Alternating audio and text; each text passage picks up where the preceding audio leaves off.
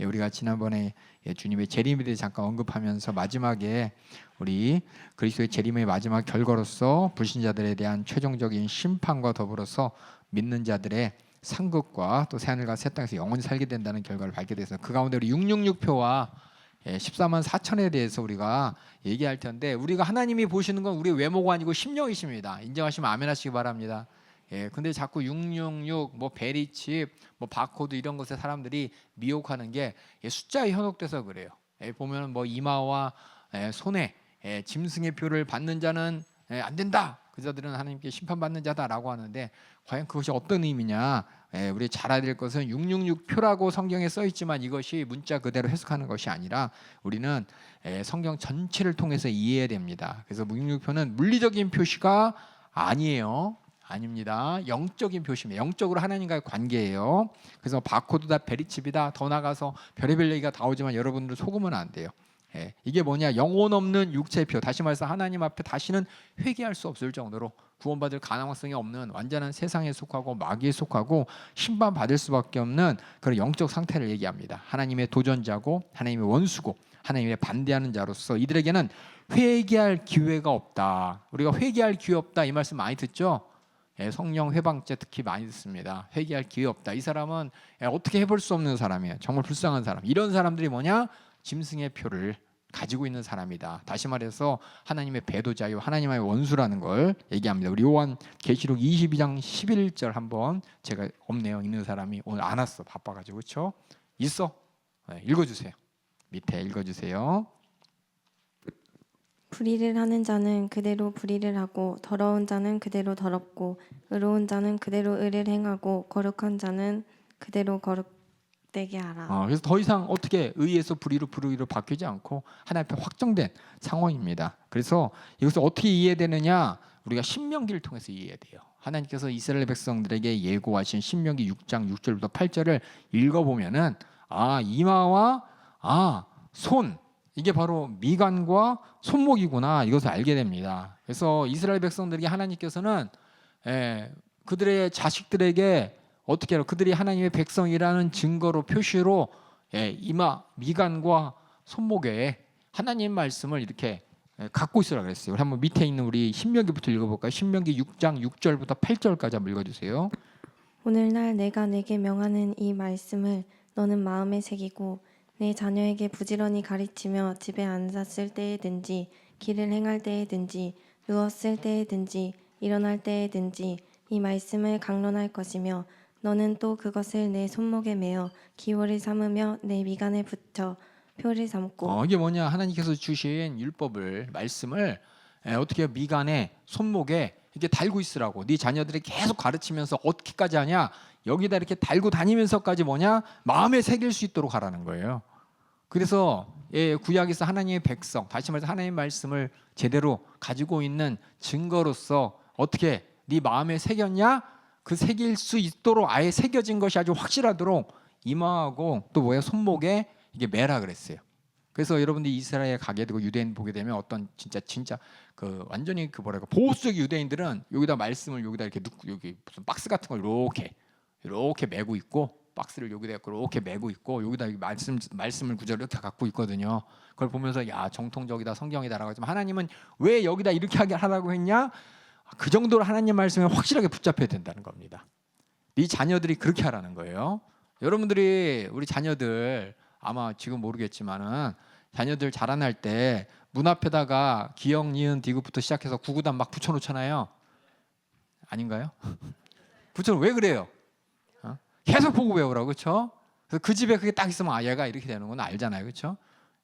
그리고 막 책받침에 구구간 책받침 막 이렇게 들고 다니면서 그게 뭐예요? 그에 대해 확실하게 알라는 거잖아요, 그렇죠? 마찬가지예요. 하나님 말씀을 그렇게까지 그냥 정확하게 하나님 말씀은 하나님 말씀으로 순종할 그 명령으로 여기고, 그게 뭐냐? 여기 위에 써 있는 건 마음에 새길 정도로 하라는 거예요. 마음에 새길 정도, 마음에 확실히 새기고, 그것이 뭐예요?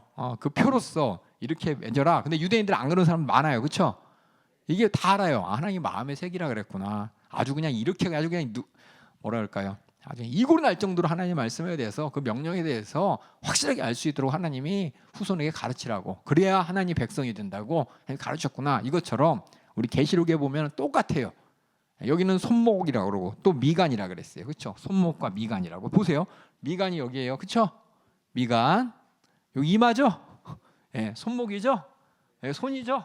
그러니까 이거를 그냥 이렇게 보면 뭐예요? 뭐라고 할 거예요? 이마라고 하는 사람, 미간이라고 하는 사람 있죠? 맞죠? 예, 여기 있으면 미간이라고도 이마라고 하는 사람. 여기 있으면 뭐예요? 여기 뭐가 이렇게 붙어 있으면 야 손에 뭐 묻었어 이런 얘기도 하고 손목에 뭐 묻었어 이렇게 얘기도 하잖아요. 그러니까 똑같은 거예요. 우리 계시록 13장 16절에 18절 읽어주세요. 저가 모든 자 곧 작은 자나 큰 자나 부자나 빈궁한 자나 자유한 자나 종들로 그 오른손에 저나 이마에 표를 받게 하고 누구든지 이 표를 가진 자 외에는 매매를 못하게 하니 이 표는 곧 짐승의 이름이나 매매를 못하게 한다. 여기에 집중해가지고 세상이 어떻게 돼요? 사회활동 못하게 만든다는 거예요. 이 말은 뭐냐면 이 이마나 여기에 어떤 사람? 짐승의 표를 가진 사람. 다시 말해서 확실한 하나님의 편이 아니고 세상 하나님의 배도자. 하나님이 어떻게 해결할? 그러니까 하나님을 부인하는 사람들. 그러니까 다시 무신론자라든지 기독교를 핍박하는 사람들. 이런 사람들을 대놓고 사회생활을 못할 정도로 세상은 핍박한다는 겁니다. 그래서 뭐냐?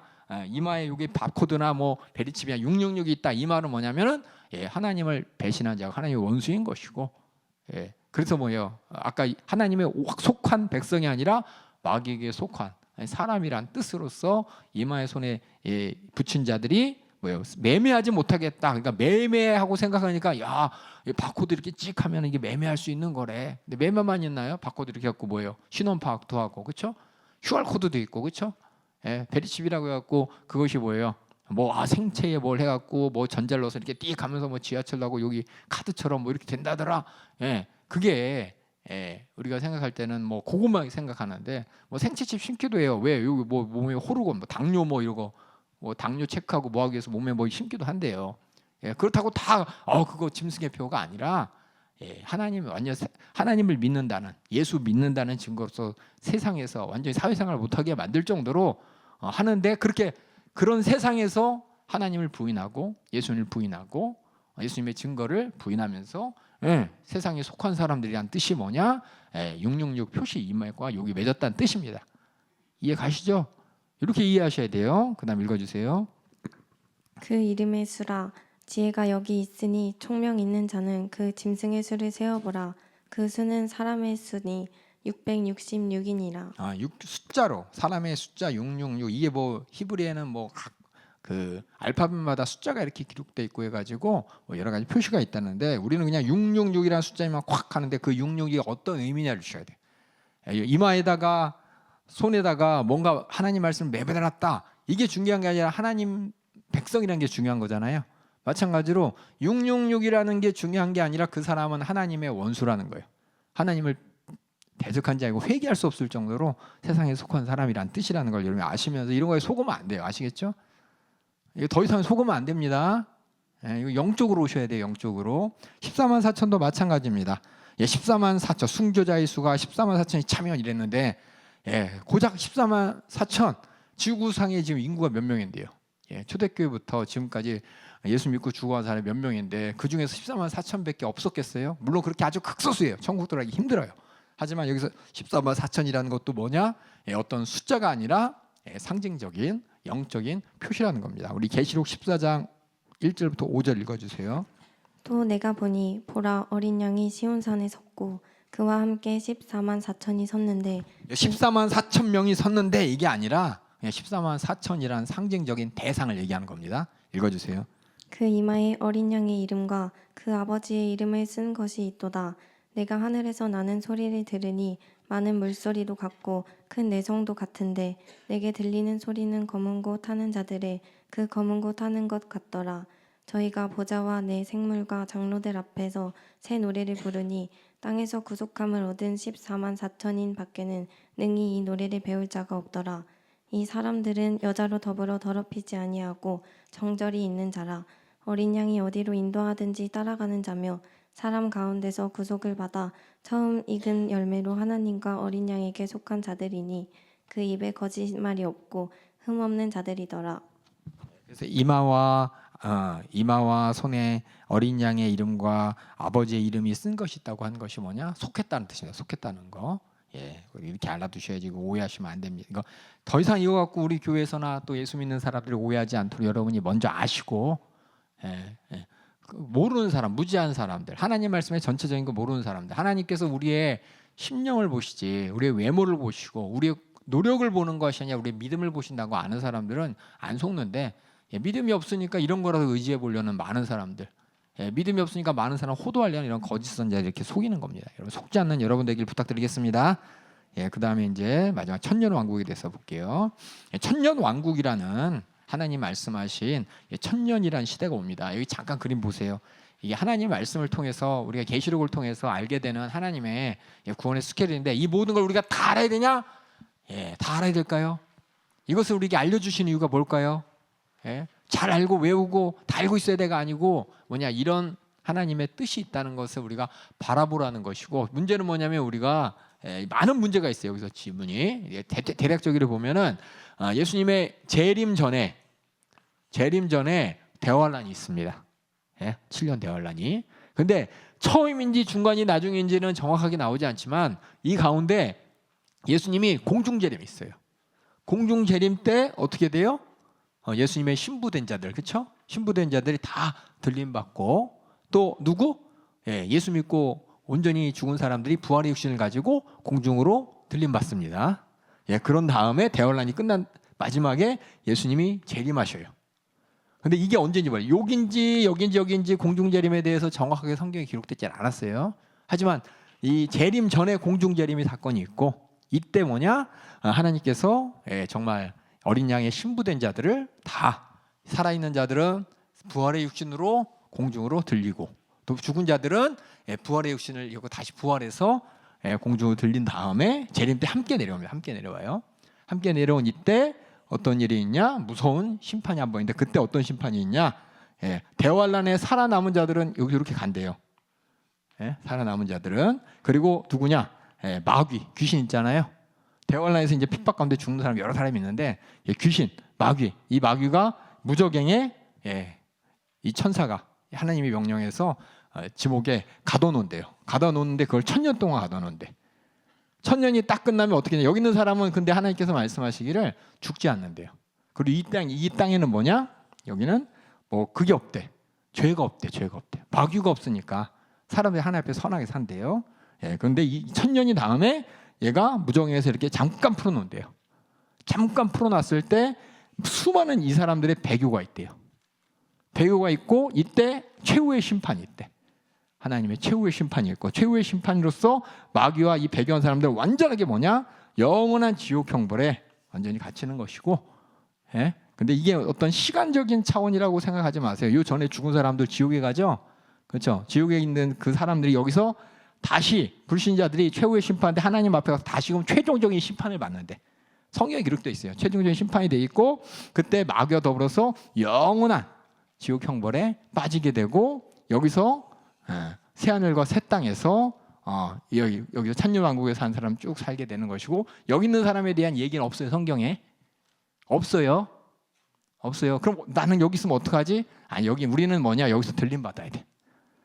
여기서 들림 받는 것이 뭐냐? 주님의 신부된 자인 것이고, 어찌 이렇게 산다고 할지라도 요 안에서 뭐 죽음도 없고 삶도 없죠. 이 마지막 이 마귀의 배교를 어떻게 견딜 수가 없습니다. 그 말은 뭐냐면 확실하게 주님 편에 서서 여기서 공중재림 여기 있죠?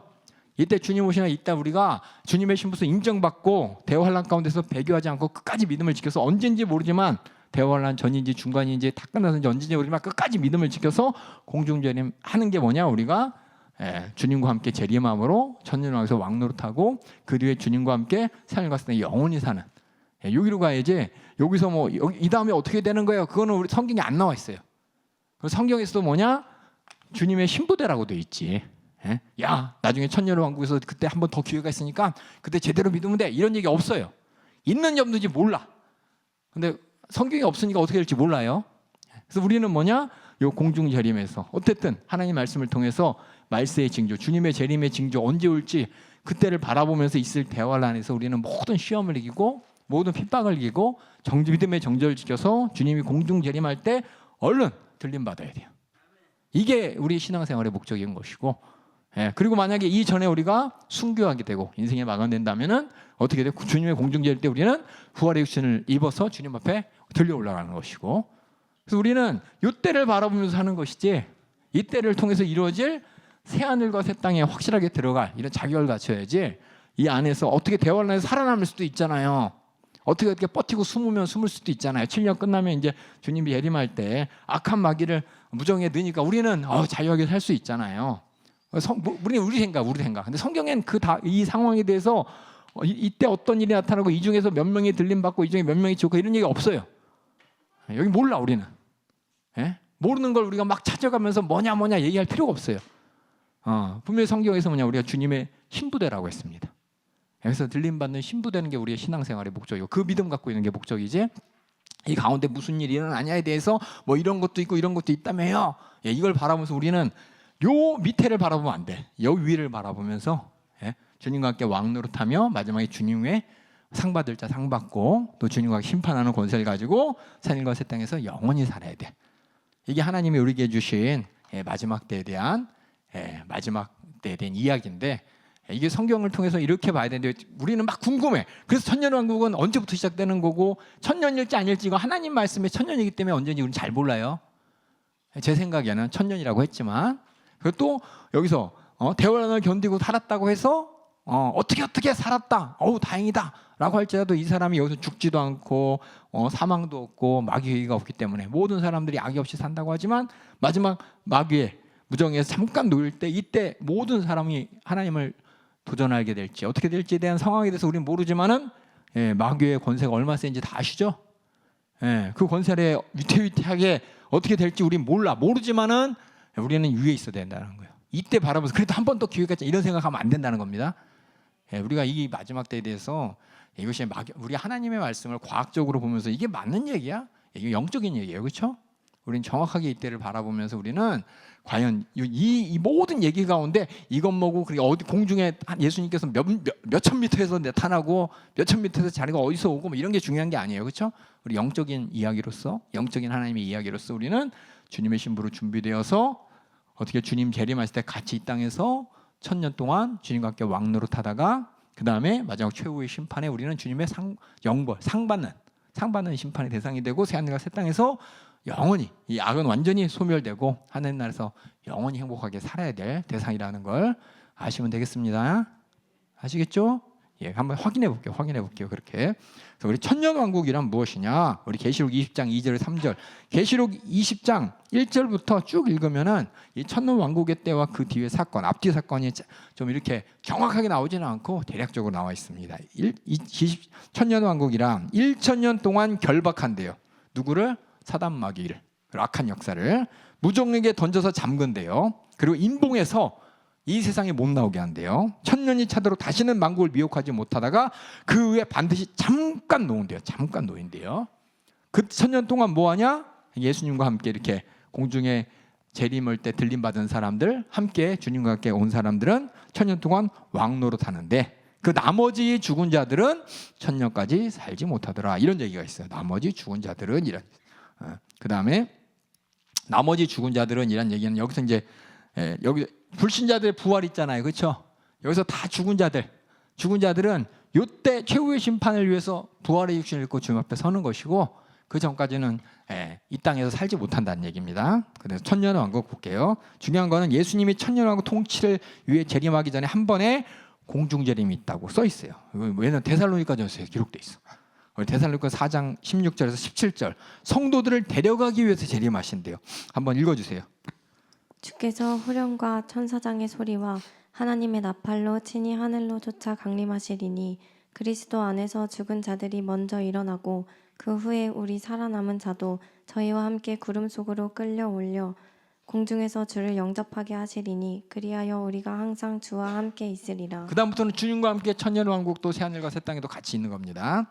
그 다음 근데 뭐냐 여기 보면은 천년왕국 이전에 7년 동안의 대환란이 있다고 또 기록돼 있어요. 그때는 예수님의 재림에 선행되어서 많은 거짓 선지자들, 거짓 적그리스도들, 뭐 환란들, 핍박들 이런 것들이 있다고 써 있습니다. 그리고 그때는 그리스도를 메시아를 믿는 유대인들의 수가 이제 차게 된다고. 유대인들이 이제 그리스도인으로 이렇게 복음이 받아들이고 구원받는 이런 사건이 되게 되고, 그가 특별히 환란 중에서도 전보가 확실히 활발해지는, 특히 유대인들이 예수 믿게 되면서 유대인 수가 찾아질 때, 유대인 수가 찰 때 공중 재림이 있다고 기록되어 있습니다. 그리고 환란 이후에는 그리스도께서 성도들과 함께 아까 공중에서 들림 받았던 성도들과 함께 재림하셔서 1000년 동안 왕으로 통치하게 되고, 1000년 후에 다시 배도가 일어나는데, 그때 사단이 잠깐 놓여서 사단의 세력은 완전한 패배를 당하게 되고, 그때는 불신자들이 부활하면서 하나님 앞에 마지막 심판을 받게 되면서 영원한 나라 새하늘과 새 땅이 시작된다고 성경에 기록되어 있습니다. 그래서 우리가 이 천년왕국이라는 게 뭐냐, 미래에 하나님께서 이런 최후의 심판, 불신자들과 마귀를 향한 심판, 그리고 우리 믿는 자들에게는 엄청난 은혜의 상급이 주는 심판이 있기 전에 그리스도의 지상 통치가 1000년 동안 있다, 이런 말이 있어요. 그때는 현세랑도 달라요. 또 영원한 새하늘과 새 땅도 달라요. 어떤 미래 한 시대를 있다고 성경은 암시하고 구절이 적혀 있습니다. 적혀 있어요. 우리는 그때를 이해하고 됩니다. 그래서 천년왕국 때 뭐 해야 되냐, 다시 말씀드리면 이런 때가 있다고 기록돼 있으니까 그렇구나라고 아는 거예요. 그리고 뒤에 보면은 어떤 사람들은 천년이 없대. 없다는 사람이 무천년설이라. 무천년설. 야, 이미 예수님께서 이 땅에 오셨다고 해요. 어떤 사람들은 우리 마음속에 오셨대. 주님의 나라가 이 땅에 이루어졌잖아, 우리 마음속에. 근데 예수님 분명히 뭐라 했어요? 올리온 그대로 내려온다고 하셨죠? 그렇기 때문에 이 무천년설은 어떤 예수님의 진정한 재림을 믿지 않는 사람들, 예수님이 말씀하신 대로 새하늘과 새 땅에 대해서 주님께서 말씀하신 믿지 않는 자들이 성경을 자기식대로 해석한 것입니다. 그래서 무천년설과 비교하면은 분명한 무적행의 사단을 결박하게 가둔 일이 있다고 계시록에 기록되어 있고, 현세에서 사단의 활동에 대한 어떤 죄보다 더 강한 이런 결박이 있을 것이라고 기록되어 있습니다. 그리고 20장 4절에는 살아있는 신실한 자들에게 부활한 육체를 가리킨다는 것이 합당한데, 첫째 부활이라는 말이 있기 때문에 이 아까 얘기했듯이 이 부활한 사람들이 천년 왕국에 주님과 함께 있다고, 첫째 부활한 사람들이 있다고 얘기했고, 여기 첫째 부활이 있고 여기 불신자들의 부활이 있어요. 첫째 부활이니까 둘째 셋째 있어? 이게 아니라 첫째 부활은 여기서의 부활을 얘기합니다.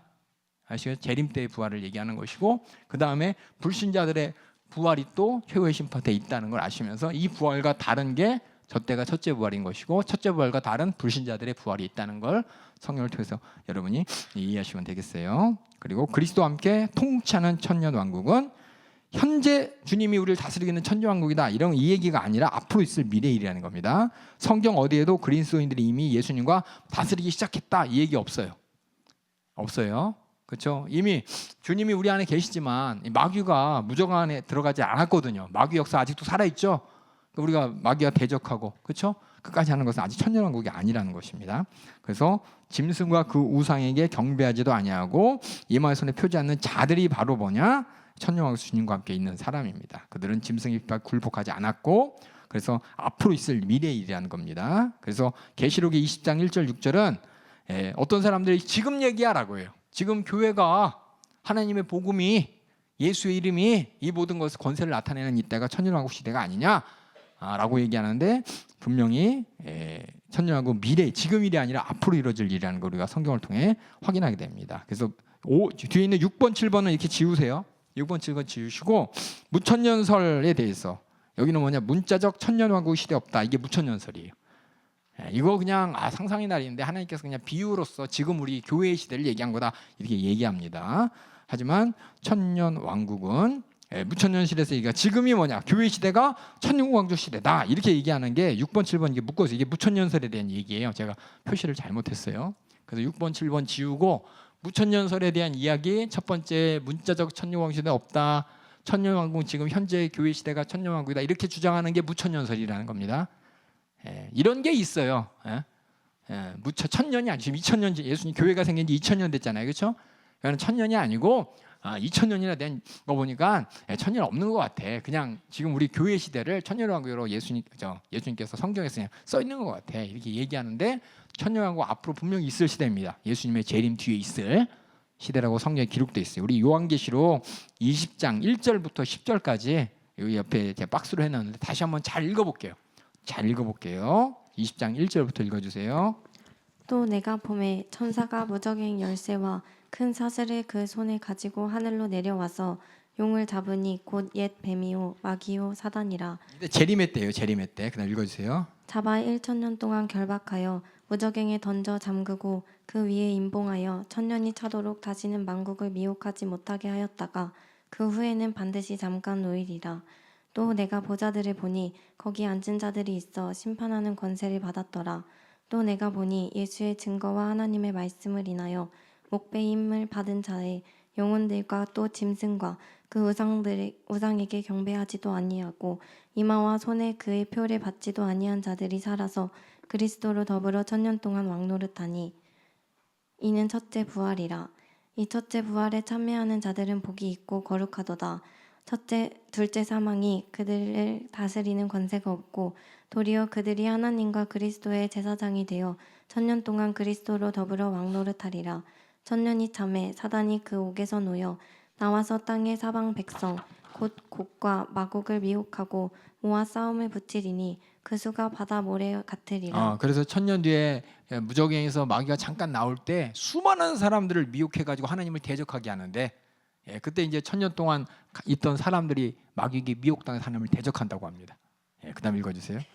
저희가 지면에 널리 퍼져 성도들의 진과 사랑하시는 성을 들음에 하늘에서 불이 내려와 저희를 소멸하고 또 저희를 미혹하는 마귀가 불과 유황못에 던지우니 거기는 그 짐승과 거짓 선지자도 있어 세세토록 밤낮 괴로움을 받으리라. 그래서 지면에 있는 성도들과 또 마귀에 미혹된 자들이 큰 여기서의 뭐 전쟁이 있는데 하늘에서 불이 내려서 심판한다고 하는데 그러면 사람들이 그렇게 생각해. 그럼 여기서 1,000년 동안 살다가 믿음 잘 지켜서 마귀의 미혹 안 당하면 되지.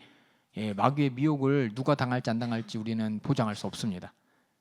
나는 할 수 있겠지. 나는 그때 어떻게든 대화하는데 살아남아가지고 살아남아서 내가 비록 들림받지 못했지만 주님 재림 때 1,000년 왕국에서 왕노릇은 못하지만 백성으로서 이렇게 살다가 마귀가 1,000년 뒤에 높였을 때 이때는 사망이 없어요. 사망이 없어요. 애를 낳고 이제 사람들이 다 계속해서 인구가 늘어난다고 사람들이 얘기를 해요. 성경에 없지만 이때는 사망이 없기 때문에 그래서 뭐 여기서 나중에 마귀가 무정에서 잠깐 놓였을 때 어떤 미혹하는 사람 또 미혹하지 않는 사람 싸움이 있을 텐데 나는 뭐 미혹 안 당하면 되지라는 생각을 하고 있지만 장담 안 된다니까요. 그거에 대해서 누가 미혹당하고 안 당하는지에 대한 성경에 얘기가 없어요. 성경에서 얘기하는 건 이 사람만 있어. 공중에 들림받은 사람들. 이 사람들 얘기가 있어요. 우상 숭배하지 않고 어린 양이 어디나 쫓아갔던 그런 사람들 얘기만 있지 이 안에서 어떻게 믿음을 지키고 한 사람에 대한 얘기가 없어요. 그래서 우리는 어떻게든 얄팍한 머리 굴려가면서 대환란 때 살아남아서 어떻게 배교를 하든 뭐하든 대환란 때 거짓이든 말든 사람만 남으면 천년왕국에 들어갈 거고 그런 다음에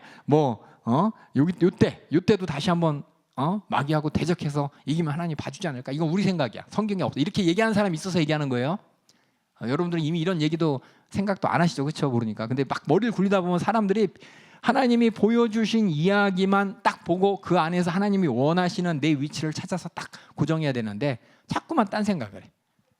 뭐 이때 어떻게든 살아남아서 여기서 어떻게든 하나님 편에 서고 마귀의 미혹 안 당하면 그날 새하늘 가서 그냥 살 수 있지 않을까? 그럴 수도 있고 안 그럴 수도 있지만 성경에서는 그에 대한 얘기가 언급이 없어요. 성경에 언급하는 사람들은 1,000년 왕국에서 주님과 함께 왕노릇하는 사람. 이 사람들이 최후의 심판 때 하나님이 주시는 의의 상급을 받고 또 여기서 영원한 새하늘 가서 그냥 살 것이다. 이렇게만 나와 있고 그 사람들이 바로 여기서 어린 양이 어디로 가는지 따라가는 사람, 우상 숭배하지 않는 사람, 신부의 믿음으로 살아서 들림받은 사람 얘기만 있지 다른 얘기가 없어요. 그러니까 여러분들 우리는 성경을 보면서 자꾸 상상의 나래를 펼면서 이런 경우 있잖아. 성경에 언급돼 있으면 얘기할 텐데 없어요. 성경에서의 초점은 뭐냐? 여기 들림받을 사람들이야. 이렇게 믿음 지금 우리가 되도록 준비돼야 된다. 이 얘기만 하고 있어요. 그러니까 우리의 목표는 우리 신앙생활의 목표는 주님이 공중재림할 때 들림받는 게 목표인 것입니다. 그때를 대비해서 우리는 신앙생활 잘하고 주님의 신부로서 준비돼야 되는 것입니다. 그다음에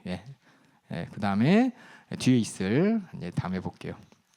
그렇다면 심판받는 게 뭐냐? 지옥이란 무엇이냐에 대해서 함께 보겠습니다. 최후의 심판이라는 게 저 천년왕국 끝에 있습니다.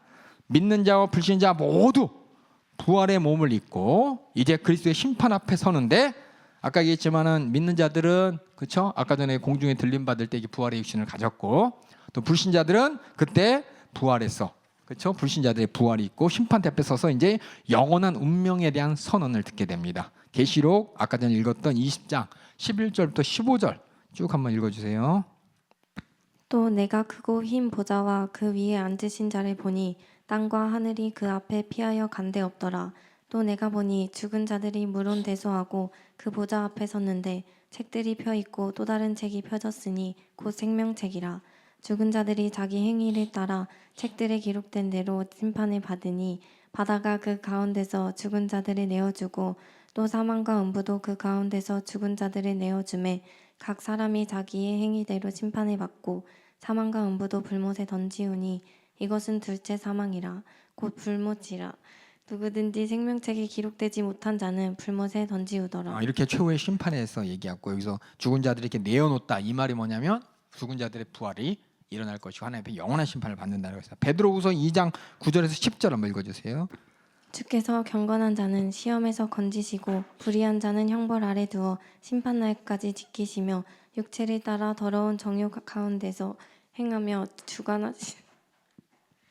주관하시는 일을 멸시하는 자들에게 특별히 형벌하실 줄을 아시느니라. 이렇게 우리가 불의한 자들이 심판날까지 형벌 안에 있다가 다시 최후의 지옥이라는 무서운 심판이 있다는 것입니다. 베드로후서 2장 4절 읽어주세요. 하나님이 범죄한 천사들을 용서치 아니하시고 지옥에 던져 어두운 구덩이에 두어 심판 때까지 지키게 하셨으며, 이런 사건들이 있다는 거. 그 다음에 심판 때까지라고 나왔죠. 여기가 포커스가 뭐냐면 최후의 심판이 있다는 것입니다. 그 나머지 밑에 있는 구절들도 다 그렇게 마지막 심판에 대해서 언급하는 구절들이 많이 있습니다. 이렇게 최후의 심판의 때, 그때 뭐냐, 바로 천년 왕국과 그 이후에 어떤 일이 일어나느냐, 배도 다음에 일어나는 거야. 배도의 사건. 배도가 뭐냐, 아까 얘기했지만 악한 마귀가 그렇죠, 용이 잠깐 무정에서 잠깐 놓일 때, 그때 그래서 20장 7절 8절에 보니까 천년이 참에 사단이 그 옥에서 나와서 미혹하고 모아서 싸움 붙이는 사건이 나타납니다. 그때 그는 하나님께서 이 마지막 배도를 물리친 후에 심판이 있을 것이다 그랬어요. 이 마지막 배도의 심판이, 최후의 심판이 저 배도 다음이라는 겁니다. 이미 말씀드렸어요. 그래서 계시록 11장 20장 11절처럼 내가 크고 흰 보좌와 그 위에 앉으신 자를 보니 땅과 하늘이 그 앞에서 피하여 간데 없더라. 그러면서 어떤 시공간의 개념이 없는, 여기 보면 땅이 없다 그랬죠. 하나님 앞에 그때 우리 몰라 어떤 관계인지, 우리의 차원으로는 이해를 못하는 그런 차원에 가서 주님 앞에 서게 됩니다. 그래서 최후의 심판의 본질에서 말씀드리면 예수님께서는 심판주가 됩니다. 산자와 죽은 자를 심판하러 오시리라. 이 말 우리가 믿음의 고백할 때 하시죠? 산자와 죽은 자를 심판하러 오시리라. 그 심판이 이 심판입니다. 그리고 우리 디모데후서 4장 1절 한번 읽어주세요. 하나님 앞과 산자와 죽은 자를 심판하실 그리스도 예수 앞에서 그의 나타나실 것과 그의 나라를 두고 엄히 명하노니. 그래서 우리가 고백할 때 얘기합니다. 그리고 하나님이 산자와 죽은 자의 재판장으로 정하는 자가 있다고 했어요. 우리 사도행전, 우리 마태복음 볼까요? 마태복음 25장 31절에서 33절. 인자가 자기 영광으로 모든 천사와 함께 올 때에 자기 영광의 보좌에 앉으리니 모든 민족을 그 앞에 모으고 각각 분별하기를 목자가 양과 염소를 분별하는 것 같이 하여 양은 그 오른편에 염소는 왼편에 두리라. 이렇게 나누고, 그래서 하나님 아버지께서 인자됨을 인하여 심판의 권세를 주실 것이라고 예수님이 생애 때문에 말씀하셨어요. 우리 요한복음 5장 26절 27절 읽어주세요. 아버지께서 자기 속에 생명이 있음 같이 아들에게도 생명을 주어 그 속에 있게 하셨고 또 인자됨을 인하여 심판하는 권세를 주셨느니라. 그 심판하는 권세가 이 최후의 마지막에 심판하는 권세를 주셨다는 겁니다. 그리고 예수님은 심판주가 되실 것이고 불신자들이 심판을 받습니다. 그래서 죽은 자들이 물론 대소하고 심판을 받는다고 아까 읽었어요. 다시 한번 읽어볼게요. 계시록 20장 12절. 또 내가 보니 죽은 자들이 물론 대소하고 그 보좌 앞에 섰는데 책들이 펴 있고 또 다른 책이 펴졌으니 곧 생명책이라. 죽은 자들이 자기 행위를 따라 책들에 기록된 대로 심판을 받으니. 기록대로 심판을 받는데 정도에 따라서 무서운 심판이 있다네요. 심판은 무조건 다 무섭지만 그 가운데서 정도의 차이가 있다고 되어 있어요. 로마서 2장 5절 8절 보면 진도의 날 하나님의 의로운 판단이 나타나는 그날에 하나님께서 각 사람에게 행한 대로 보응하시되 오직 당을 지어 진리를 쫓지 아니고 부의를 쫓는 자들에게 노와 분으로 행한 대로 보응하신다는 말이 있습니다.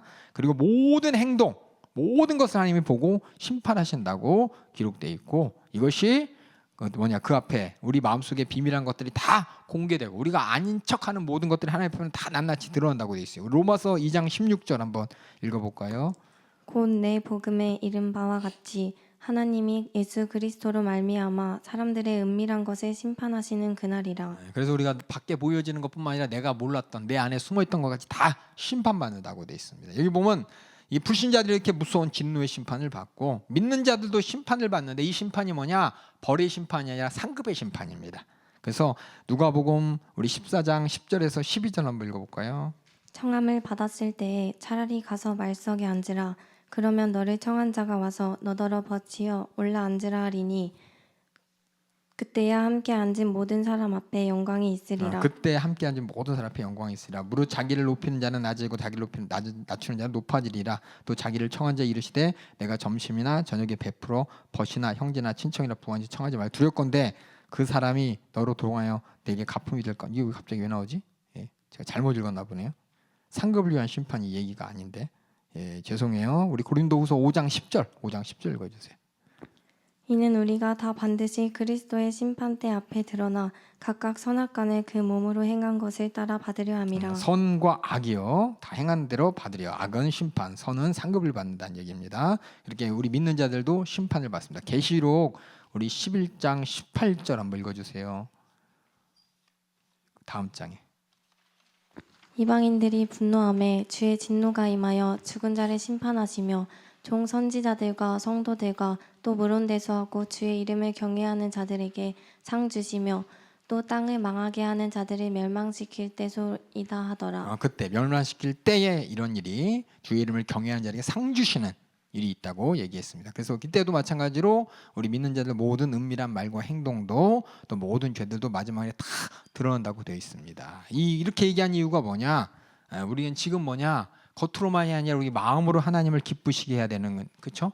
하나님 앞에 나의 심정과 마음을 주님의 영광을 위해 주님을 기쁘시게 해야 되겠다라는, 나 스스로 속으면 안 되겠다라는 이런 동기를 제공하는 것이 목적입니다. 그래서 고린도후서 5장 9절에서 10절 한번 읽어주세요. 그런즉 우리는 거하든지 떠나든지 주를 기쁘시게 하는 자 되기를 힘쓰노라. 거하든지 살든지 죽든지 얘기해요. 그 다음에 이는 우리가 다 반드시 그리스도의 심판대 앞에 드러나 각각 선악간을 그 몸으로 행한 것을 따라 받으려 함이라. 그래서 우리가 마지막 심판 때 불의의 심판도 있고 또 선한 자들의 상급을 주는 심판도 있고, 그것을 바라볼 때 우리는 항상 지금 모든 은밀한 것 그때 다 드러나기 때문에 지금 우리가 하나님을 기쁘시게 하고 영광 올려드리는 것을 목적으로 해서 신앙생활 하자라고 얘기합니다. 그리고 마찬가지로 아까 얘기했지만 악한 자들의 심판에 그 보응하신다는 거죠. 그 한 대로 보응하는 것처럼 이 선한 자들의 상급을 주는 심판도 공력에 따라서 심판이 있다 그랬어요. 우리 고린도전서 3장 12절에서 15절 읽어주세요. 만일 누구든지 금이나 은이나 보석이나 나무나 풀이나 짚으로 이 터 위에 세우면 각각 공력이 나타날 터인데 그날 공력을 밝히리니 이는 불로 나타내고 그 불이 각 사람의 공력이 어떠한 것을 시험할 것임이니라.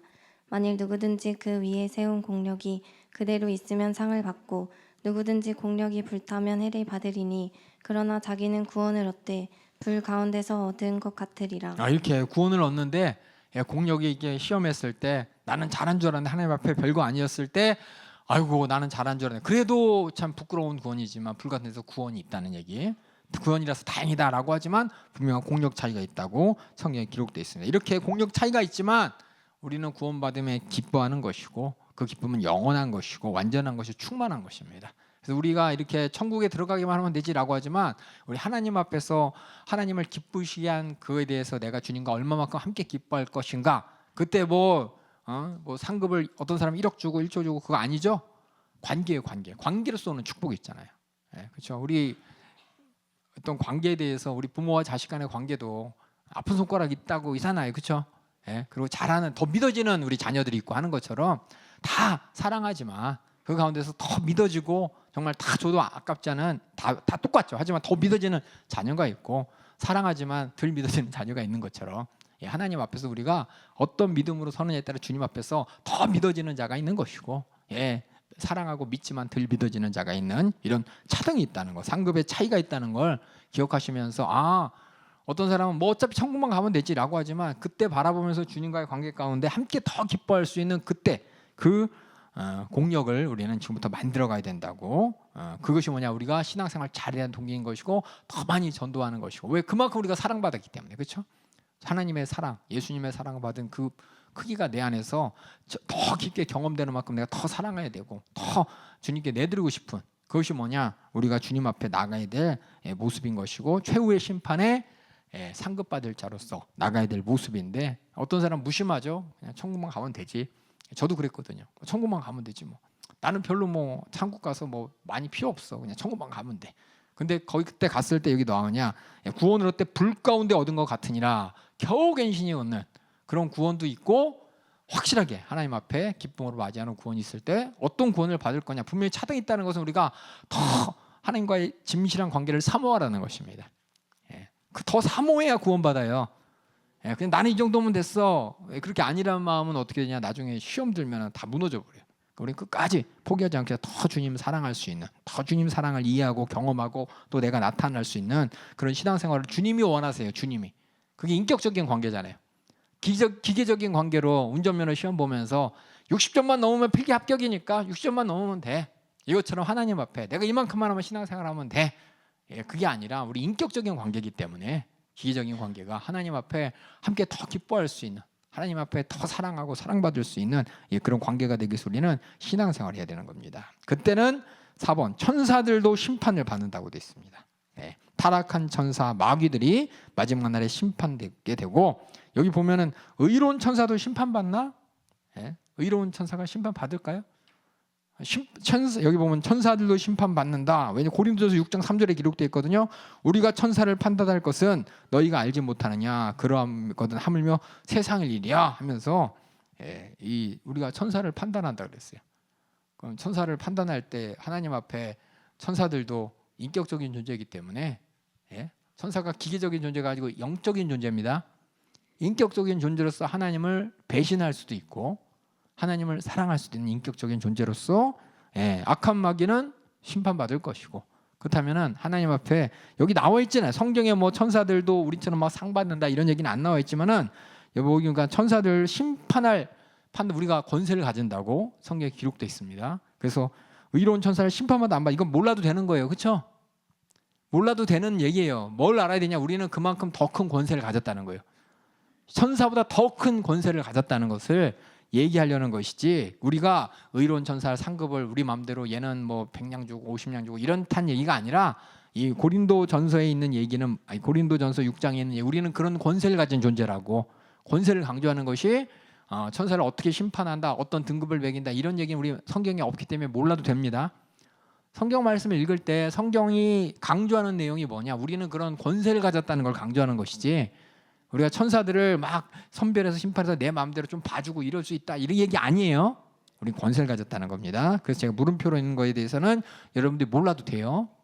몰라도 돼요. 그리고 우리는 뭐냐, 또한 나왔지만은 우리 또한 천사들도 우리가 심판을 받는데 우리 또한 뭐 심판에 참여한대요. 다시 말해서 우리가 막연하게 구원받 심판의 대상이 됐고 상급을 받는, 하나님의 상급을 어떻게 받느냐의 그런 상급받는 자로 끝나는 것이 아니라 어떻게 심판에 참여한다고 아까 고린도전서 6장 2절 3절에 다시 기록되어 있어요. 한번 읽어주세요. 성도가 세상을 판단할 것을 너희가 알지 못하느냐, 세상도 너희에게 판단을 받겠거든 지극히 작은 일 판단하기를 감당치 못하겠느냐. 우리가 천사를 판단할 것을 너희가 알지 못하느냐, 그러하거든 하물며 세상의 일이랴. 그래서 우리도 심판에, 천사들이 심판을 받는데 우리도 그 심판하는 일에 참여한다고 성경에 기록되어 있습니다. 그 다음 읽어볼게요. 그래서 최후의 심판에 대해서 이거 꼭 알아야 되느냐, 어차피 이 땅에서 죽으면 하나님께서, 죽으면 뭐 천국 가고 지옥 가는데 나중에 있을 저 일까지 우리가 꼭 알아야 되느냐, 들림 받으면 끝나지 저 뒤까지 우리가 꼭 알아야 되느냐, 그렇죠? 굳이 몰라도 되잖아요. 그렇죠? 그래서 요한계시록에 쓰여질 때가 AD 90년이에요. 요한계시록이 쓰여지기 전까지의 사람들은 요한계시록 몰랐잖아요. 그렇죠? 그 사람들은 뭘 바라보면서 신앙생활했어요? 주님의 재림을 바라보고 신앙했죠. 주님 다시 오신다는 그 재림만 바라보고 신앙생활했어요.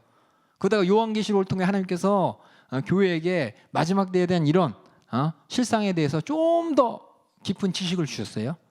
그렇다면 그 지식이 없던 요한계시록이 기록되기 전에 순교당하고 또 나이 먹어서 죽었던 우리 믿음의 사람들은 이거 몰랐으니까 문제가 되나요? 아니죠. 그럼 이걸 왜 줬냐? 더 큰 소망을 받기 위해서. 이게 뭐냐면 이 기독교에 대한, 교회에 대한 핍박이 더 심해져요. 더 심해지니까 막연한 주님 오시면 된다는 그게 너무 막연해. 그러니까 조금 더 자세히 설명하면서 우리가 기다리는 주님의 재림 이후에 펼쳐질 그때를 더 소망할 수 있도록 요한계시록이 쓰여진 겁니다. 무슨 말씀인지 아시겠어요? 그러니까 성경이 기록된 걸 우리가 연도를 가만히 보면은, 그렇죠? 맨 처음에는 복음서도 없었어요. 복음서 없이 뭐예요? 입으로만 들었어. 귀로만, 사도로만. 그러다가 서신서가 쓰여졌어. 서신서가 쓰여지고 후에 복음서가 쓰여졌어요. 그러다가 나중에 마태복음, 누가복음도 쓰여지고 마지막에 요한계시록, 요한의 서신서와 더불어서 요한계시록까지 쓰여졌어. 그게 뭐냐? 우리가 믿는 자들이 좀 더 어떻게 돼요? 믿음이 약간 연약해지려고 그러고 시간이 지나면서 주님의 재림에 대해서 무심해지려고 하고 그때 뭐냐? 하나님의 말씀을 통해서 어떻게 해요? 더 확실한 소망을 갖고 주님 오실 그날을 바라보고 또 주님의 심판을 바라볼수록 조금 더 자세히 기록한 거예요. 그러니까 여러분들이 성경을 평면적으로 보면 되는 게 아니라 이 성경이 왜 쓰여졌을까라는 그 시대를 보면은 그 시대 사람들이, 그렇죠? 예수님 오신다 그러는데 안 와. 그렇죠? 그 믿는 자들이 다 순교당하면서 죽어가. 주님의 재림이 진짜 있는 거야, 맞는 거야? 분명히 예수님이 승천하시고 나 금방 이때 올 거야라고 얘기했을 때 그걸 본 사람들은 그것만 보고 기다렸죠. 그렇죠? 근데 그거 보지 못한 사람들이 들었어. 예수 믿게 됐어. 구원받았어. 이 사람이 살아생전에, 이 사람 죽기 전에 주님 오신다 그랬으니까 이 사람만 보고 있는 거야. 근데 이 사람 죽어버렸어. 어떻게 된 거야? 아니 이 사람 죽기 전에 주님 오신다 그랬는데 이 사람 죽어버렸으면 이거 거짓말 아니야? 잘못된 거 아니야? 많은 사람이 이렇게 의심할 수 있잖아요. 그러니까 요한계시록, 요한 사도를 통해서 하나님께서 다시 한번 마지막 때에서 더 구체적인 내용을 통해서, 어떻게 구체적이지만은 막연하기도 하죠. 하지만 전보다는 더 구체적인 내용을 통해서 우리가 재림의 믿음을 갖기를 원하는 그런 우리에게 믿음을 주기 위해서 이런 성경이 기록된 것이니까 우리 성경을 그렇게 읽어야죠. 그렇죠? 2000년 뒤에 똑같이 성경을 보면서 요한계시록에 쓰여졌는데 이거 어떻게 된 거야가 아니라 그 전에 사람들의 믿음이 어떤 수준이었고 어떤 믿음을 갖고 신앙생활하다가 그 상황 가운데 시간이 지나면서 믿음이 흔들릴 일이 있고 그 가운데서 배교하는 사람이 있고 그 가운데서 거짓 선지자들도 나타나고 그러면서 막 주님의 재림에 대해서 오해하는 사람들, 잘못된 소견들이 막 나타나니까 하나님께서 온전히 그것을 바라볼 수 있도록 요한계시록 기록됐다고 여러분이 보시면 돼요. 그러니까 성경은 그래서 뭐냐면 가만히 그냥 쓰여진 게 아니에요. 상황 가운데 쓰여요. 상황 가운데. 그래서 여러분이 다시 한번 성경을 읽으시면은 고린도전서가 왜 쓰여졌나 상황을 알면 고린도전서가 이해가 돼. 로마서가 왜 쓰여졌나 로마서를 보면 이해가 돼. 복음서도 마찬가지예요. 복음서도 그냥 예수님의 생애가 그랬나 보다가 아니라 왜 복음서가 쓰여진 시대가 있고 그 전에는 복음서 없이 믿었던 사람들이 있나? 복음서 없이 예수 그리스도의 복음을 듣고 신앙생활하던 사람들이 왜 복음서가 필요한 지경까지 되었냐? 왜 복음서가 필요해야만 했냐? 그런 상황을 잘 보면은 이게 시간이 흘러가면서 주님의 말씀에 대한 오해들, 또 주님의 말씀이 이루어질까 의심들, 이런 것들 더 확실하게 해주기 위해서 하나님이 차근차근 사도들을 통해서 그들이 죽기 전에 그들 하나하나 하나님 말씀을 통해서 확신시켜줬다는 걸 우리가 보시면 이 마지막 때에 대한 이 말, 그렇죠? 이 마지막 때. 우리 그래서 D번 최후의 심판이 왜 필요하냐? 죽음 이후 믿는 사람들은 하나님 품으로 불신자들은 영원한 형벌로 그럼에도 불구하고 최후의 심판 때를 우리가 요한계시를 통해서 가르쳐 주시고 이걸 구체화된 이유가 뭐냐면 우리 인간의 편이 아니라 물론 인간의 편도 있어요. 아까 말씀하신 대로 우리 인간이 더 구체적인 소망을 갖기 위해서 하나님 편에서 거룩하심과 의와 은혜와 자비를 나타내시는 공적 법적 심판을 또 하나님의 영광, 하나님의 더 구체적으로 많은 사람들이 바라보고 인정할 수 있는 영광을 나타내기 위해서인 겁니다.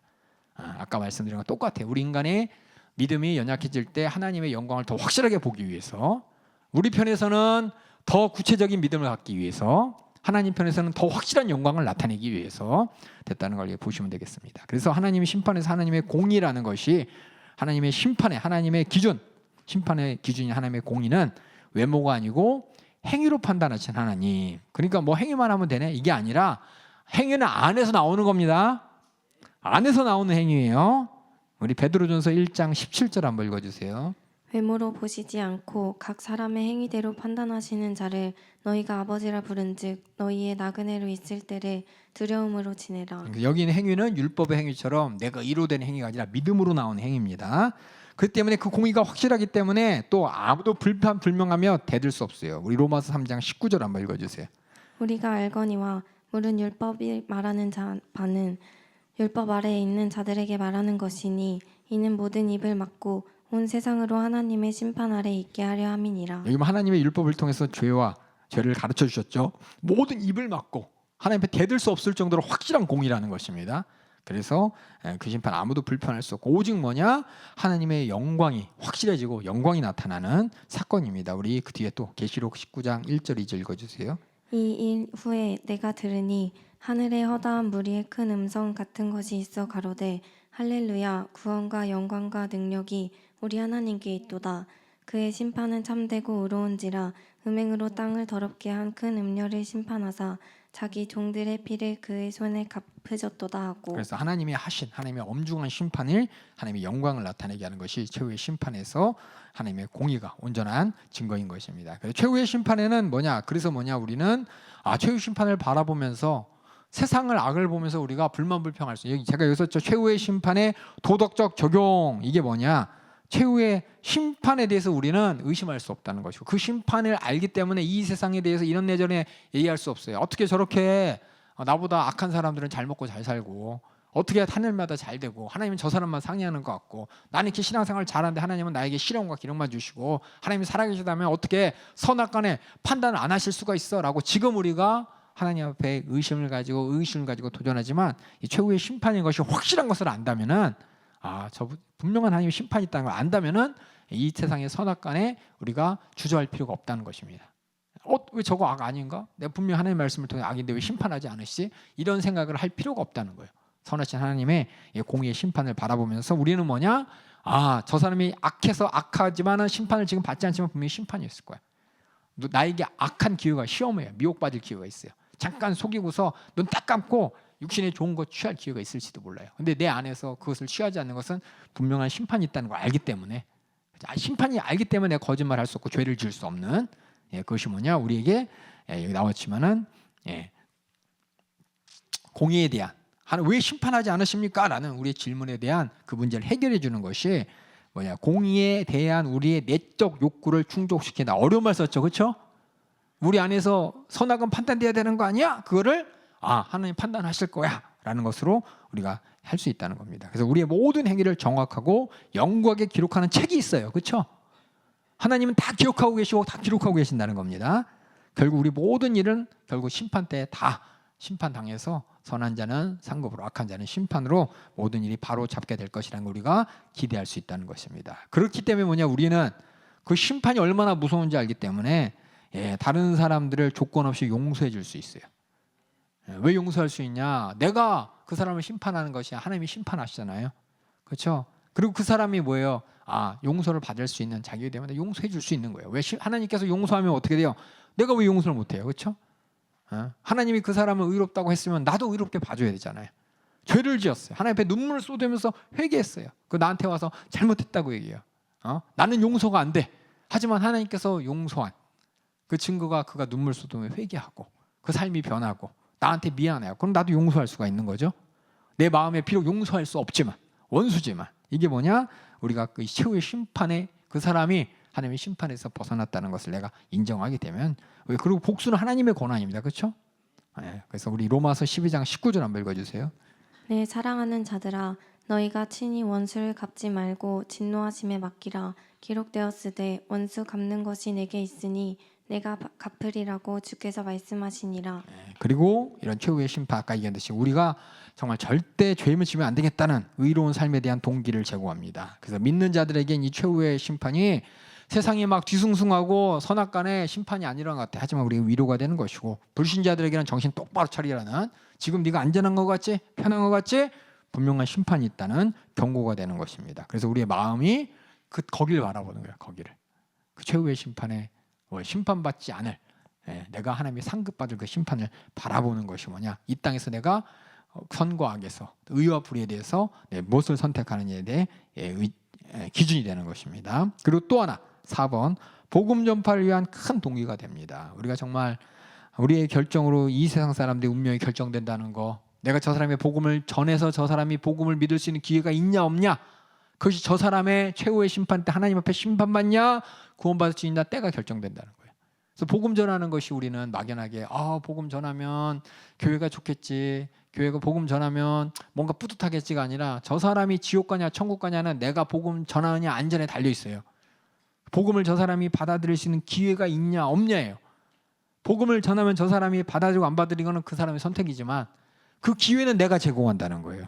그래서 복음 전파를 통해서 이 세상 사람들의 운명, 저 최후의 심판 앞에서의 그 운명이 결정된다는 걸 알고 우리는 하나님의 호소를, 하나님의 심정을 알고 증거해야 된다는 것입니다. 우리 에스겔서 33장 11절 한번 읽어주세요. 이스라엘 족속아 돌이키고 돌이키라 너희 악한 길에서 떠나라 어찌 죽고자 하느냐. 이게 뭐냐, 선지자의 마음이 바로 하나님의 마음이죠. 베드로서 3장 9절도 읽어주세요. 주의 약속은 어떤 이에 더디다고 생각하는 것 같이 더딘 것이 아니라 오직 너희를 대하여 오래 참으사 아무도 멸망치 않고 다 회개하기에 이르기를 원하시느니라. 이게 바로 하나님의 심정과 마음이고, 그래서 주님이 재림이 계속해서 지금 금방 오실 것 같지만 오지 않는 이유가 어떻게든 한 사람이라도 그 복음을 듣고 구원받기로 한 주님의 마음인 것이고, 그것이 우리의 복음을 전하는 안전에 따라서 이루어지기 때문에 우리가 복음 전하는 거, 제가 여러 번 말씀드리지만 복음, 예수 교회 오세요 아니에요. 예? 교회 오세요. 그 복음 전하는 거 아니에요. 예? 예수님이 누군지 알려줘야 돼요. 그 하나 창조주 하나님이, 심판주 하나님이고 그 하나님이 이 천지 만물을 바라보신 하나님의 입장을 우리가 대변해야 되는 것입니다. 저 사람이 받아들이지 않아도 죄에 대해서 얘기해야 되는 것이고, 받아들이지 않아도 죽음 위에 있을 심판에 대해서 얘기해야 되는 것이고, 받아들이지 않을지라도 그때를 위해서 하나님께서 보내신 예수 그리스도 구속의 계획을 내가 설명해야 되는 것이고, 인정하지 않아도 그래서 교회가 있다고 얘기해 줘야 되는 것이고, 그래서 막연하게 교회 오세요, 예수 믿으면 천국 가요, 물론 있죠. 예수 천당 불신지옥 막 이렇게 하죠. 예? 근데 그거 보고서 과연 사람들이 받아들이는 시대도 있었어요. 맞아, 죽음이 무서운데 죽으면 천당 가야지, 예수 믿으면 천국 간다고 확실한 거지? 받아들이는데 지금은 사람들이 닳고 닳아가지고 뭐 기독교 교회 그 종교 아니야? 뭐 다른 종교랑 똑같은 거 아니야? 이렇게 받아들이면은 아무리 얘기해도 안 받아들여요. 사람들은 이 교회를, 예수 믿는 거를 저 불교나 그렇죠? 천주교나 다른 종교랑 똑같이 봐요. 뭐 거기만 구원 있다 그래, 그래요. 그만큼 뭐냐? 내가 여기 구원이 있습니다 해도 못 알아들어요. 결국 내가 가서 전해야 내가 큰 표시로, 국가나 통계도 뭐예요? 기독교인 몇 명, 누구 몇 명 이런 식으로 똑같은 선에 놓습니다. 교회 안에서도 구원받은 사람, 구원받지 않은 사람 분별 안 하죠? 다 교회 있으니까 구원받았겠지라고 하죠. 우린 다 알잖아요. 내가 구원받았는지 안 받았는지. 뜨끔한 사람 빨리 회개해야 돼. 항상 내가 예수님의 신부로 준비돼야지. 말씀을 제대로 알고 듣고 따라가는 사람, 아니면 막연하게 남들 가니까 따라가는 사람, 종교인과 신앙인이 구별돼야 돼요. 근데 우리는 뭐냐? 신앙인으로서 복음 전해야 된다니까요. 종교인이 아니고 신앙인으로서 살아계신 하나님, 한 분뿐인 하나님을 알고 그 하나님께서 우리를 위해서 독생자들을 보내시면서 그 사정을 아는 사람으로서, 다른 사람은 종교로 듣지만 종교가 아니고 나의 신앙이라고 내가 얘기를 해줘야 되는 것이고, 내가 만난 예수 그대로 전해야죠. 근데 그냥 이렇게 교회 오세요 말고, 교회 오세요 말고, 들을 수 있는 사람들, 먼저는 들을 수 있는 사람한테 전해야지. 나의 가족들, 형제들, 친지들, 친구들, 그리고 내 말 들어줄 수 있는 사람 찾아가서 전해줘야죠. 그리고 교회 와서 교회 한번 오시라고, 와서 선물 받아가세요 뭐 이렇게 얘기할지라도 와서 한번, 나는 제대로 못 전한다면 앞에 있는 복음 전도자를 통해 듣게 할 수 있도록, 아니면 옆에 복음 잘 전하는 사람한테 한번 만나서 이렇게 전해주고, 우리 신천지보다 더 잘해야 돼요. 여호와 증인보다 더 잘해야 돼요. 왜냐하면 그들은 막연해. 진짜 예수님이 누군지 모르고 하나님 뭔지도 몰라요. 그냥 그들의 교주고 하라는 대로 하는 것이고 시키는 대로요. 우리 시켜서 하는 게 아니라 내 안에 예수님을 알고 내 안에 이 최후의 심판의 하나님의 계획을 알고 있는 사람인 것이고, 거기서 내가 구원받았고 구원받은 내가 가서 구원하지 않으면 그 사람 지옥 가기 때문에 우리는 그래서 복음 전도 해야 될 큰 마음을 이 심판 때를 바라보면서, 야, 저 사람 지옥 가면 안 되는데, 이게 하나님의 심정이고 주님의 심정이고 또 내가 가져야 될 심정인 것입니다. 그래서 성경을 그렇게 읽으셔야 돼요. 성경 쓴 사람들이 그렇게 썼어요. 하나님께서 창세기를 기록하면서 어떤 심정이었어? 야, 옛날에 이런 일이 있었어가 아니라 그래, 너 지금 죄인이라는 거예요. 네가 왜 자꾸 하나님을 두려워하고 숨냐? 아담처럼 죄져서 그래. 가인처럼 하나님 말씀을 들어도 네 안에 악이 있기 때문에 하나님 말씀을 외면하고 있는 거야. 너 지금 그게 문제야라고 우리 모든 인류에게 알려주게 쓴 거예요. 회개해야 된다고. 그런 하나님의 심정을 가지고 성경을 읽느냐, 아니면 그냥 역사서처럼 야, 성경에 그런 얘기 있대, 그런 얘기 있대, 노아 홍수 얘기 있고 바벨탑 얘기 있고 남의 얘기가 아니라 성경은 하나님의 심정, 뭐예요? 한 사람도 멸망치 않기를 하나님의 심정 가지고 쓴 것이고, 그 심정이 독생자를 이 땅에 보내주기까지 하나님의 심정을 나타내시고, 예수님은 성령을 통해서 모든 사람들이 정말 주님께서 이 땅에서 이루셨던 복음 전도를 땅끝까지 우리를 통해서 이루기를 원해서 하셨으니, 내가 가서 전할 때 안 들은다고 해도 일단 전해야 돼요. 전하면 하나님께 들을 사람 찾게 하십니다. 우리 모든 성도들이 그렇게 최후의 심판이라는 것이, 죽음이라는 것이 그냥 막연한 게 아니라 이 최후의 심판 뒤에는 영원, 그렇죠? 믿고 죽냐 믿지 않고 죽느냐에 따라서 또 영원한, 이게 여기서, 그렇죠? 믿음으로써 내가 여기서 숨겨 죽는다면은 어떻게 돼요? 주님의 재림 때 부활의 육신을 입고, 그렇죠? 주님과 함께 재림해서 천년왕국에서 주님과 왕노릇 하다가, 그렇죠? 이 최후의 심판 때 상금 받고, 이때 새하늘과 새 땅 주님과 함께 다스릴 왕노릇 할 것인데, 요 하나님의 스케줄 안에서 여기서 결정 나잖아요, 그렇죠? 요 뒤는 기회가 없잖아요. 그 마지막 무서운 심판 욕이 있으니까 우리는 이거 모든 것들이 뭐냐, 우리가 내 영혼의 때를 바라보면서, 주님의 심판 때를 바라보면서 우리가 정말 주님의 마음을 알고 또 그걸 전해야 될 사명이 있는 자입니다. 그다음에 지옥에 대해서 보기. 지옥, 아까 했지만 이 지옥이라는 말이 여러 가지 있지만, 악한 자들이 의식의 상태에서 영원히 형벌 받는 거, 무식 상태 아닙니다. 소멸되는 거 아니에요. 어떤 사람들은 뭐냐, 죽으면 그냥 소멸되는 거지가 아니에요. 여기 분명히 여기에 심판 가운데 무서운 영벌이 있다 그랬어요. 무서운 영벌이. 어떤 사람들은 그냥 잘못 알아서 그냥 죽으면 끝이고, 구원받은 사람만 천국에 살고 천국만 있고 나머지는 없잖아, 새하늘과 새 땅만 있고 나머지 없자고 하는데, 아니에요. 심판받아 영원한 형벌이 있습니다. 악한 자들의 의식, 분명한 고통을 받아요. 마태복음 25장 30절에 이 무익한 종을 바깥 어운 대로 내어 쫓으라. 거기서 슬피 울며 이를 갈미 있으리라. 또 왼편에 있는 자들에게 이르시되 저주를 받은 자들아 나를 떠나 마귀와 그 사자들을 위하여 예비된 영영한 불에 들어가라. 이런 심판이 있다 그랬어요. 저희는 영벌에, 영원한 형벌이에요. 영원한 형벌이. 의인은 영원한 생명, 영생에 들어가라 하시니라. 그리고 예수님도 말씀하셨어요. 구더기도 죽지 않고 불도 꺼지지 않는다고 예수님이 말씀하셨고, 부자와 나사로 비유를 통해서 예수님은 또 말씀하셨죠. 오늘 계시록 14장 9절에서 11절도 한번 읽어주세요. 또 다른 천사 곧 셋째가 그 뒤를 따라 큰 음성으로 가로되 만일 누구든지 짐승과 그의 우상에게 경배하고 이마에나 손에 표를 받으면 그도 하나님의 진노의 포도주를 마시리니 그 진노의 잔에 섞인 것이 없이 부은 포도주라. 거룩한 천사들 앞과 어린 양 앞에서 불과 유황으로 고난을 받으리니 그 고난의 연기가 세세토록 올라가리로다. 짐승과 그의 우상에게 경배하고 그 이름의 표를 받는 자는 누구든지 밤낮 쉼을 얻지 못하리라 하더라. 고난의 연기가 세세토록 누구든지 밤낮 쉼을 얻지 못한다면서 영원한 형벌에 대해서 성경은 기록되어 있습니다. 성경 그 복음서에는 예수님이 재림한다고만 돼 있어요. 데살로니가에 바울이 한번 얘기를 해. 공중 재림에 대해서 언급을 해요. 그러니까 이게 모든 성경에 있는 게 아니라 데살로니가서에 공중 재림에 대한 언급이 있어. 그래서 예수님이 재림하시는구나 라고, 어떻게 보면 데살로니가 전서가 쓰여지기 전까지는 사람들은 요것만 알고 있었는데 데살로니가 전서를 통해서 공중 재림의 사건이 있구나 라는 걸 알게 되는 것이고, 요 뒤의 사건도 요한계시록을 통해 이렇게 이루어지는구나 라고 또 알게 되는 거예요. 그래서 우리는 성경 전체를 통해서 쭉 하나님의 마지막 계획이 예수님이 말씀하신 요 재림과 대환란에 대해서 신앙생활을 하다가 하나님께서는 공중 재림에 대해서 다시금 바울을 통해서 깨닫게 하여 주시고, 그 뒤에 요한계시록을 통해서 그 뒤의 모든 사건을 조금 더 뚜렷하게 보여주셨다는 거 아시면 돼요. 그래서 공중 재림은 원래 우리는 재림만 알고 있잖아요, 그렇죠? 재림인데 예수님 마가복음, 마태복음 또 여러 가지 통해서 우리가 재림하실 주님을 기다린다라고 하는데, 이 재림 전에 예수님의 공중 재림을 통해서 대환란 가운데, 이게 처음인지 중간인지 마지막인지 언제인지 성경에 뚜렷하게 안 나왔어요.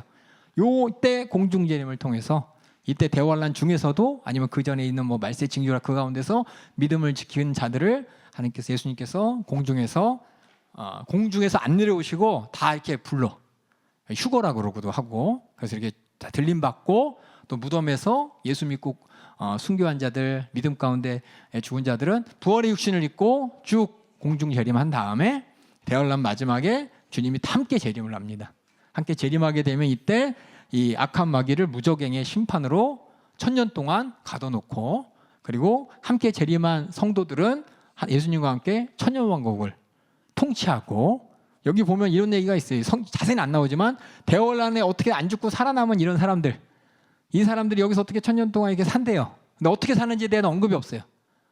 근데 여기는 사망이 없대. 사망이 없으니까는 계속 살아가면서 하다가 1000년 뒤에 무적행에서 잠깐 노임 받을 때 이 마귀가 여기 있는 사람들을 다 미혹해가지고 싸움 붙이고 하나님을 도전하게 만들고 그다음 이 중에서 어떤 사람이 어떻게 되냐 얘기가 안 나와요. 안 나와요. 그러고 나서 하나님께서 이제 최후의 심판을 통해서 이 악한 마귀를 영원한 형벌에 또 이 불신자들을 이때 다 부활한 육신을 갖고 하나님 옆에 서서 최후의 심판 가운데 영벌로 돌아가고 여기서 주님과 함께 천후왕국했던 사람들은 또 여기서 최후의 심판 가운데 상 받을 사람 상 받고 그 다음에 새하늘과 새 땅에서 주님과 함께 영원히 사는 다고 성경에 기록돼 여기까지만 그래요. 자세한 내용은 몰라요. 안 써 있으니까.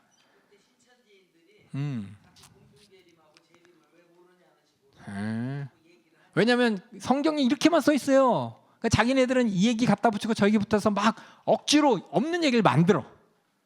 그러니까 성경에 없는 얘기를 다른 구절 갖고 추가한다고 하면서 더하고 더해가지고 더 확실한 그림처럼 그리는데 그 그림이 틀린 거죠. 그림이 엉뚱한 틀린 어설프게 이렇게 그린 거 갖고서 이렇게 한 거 같고 그렇죠?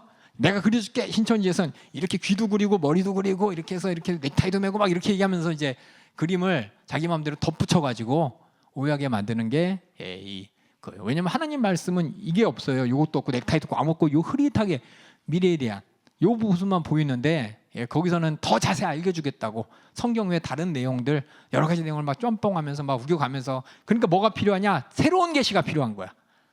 그러니까 자기네 교주들이 이 그림을 채웠다고 얘기하는 거야. 성경 외에 부족한 부분 우리 교주가 채워줬다 그러면서 우리 교주의 말을 통해서 이제 계시가 예언이 더 완전해지고 완벽해졌다라고 하면서 많은 사람을 호도하는데 다시 말씀드리지만 이 뒤에 그림이 얼만큼 자세하냐를 아는 건 중요하지 않습니다. 우리가 주님의 재림을 대비해서 우리가 여기서 신앙생활 잘하면서 이 재림 때 어떻게 돼요?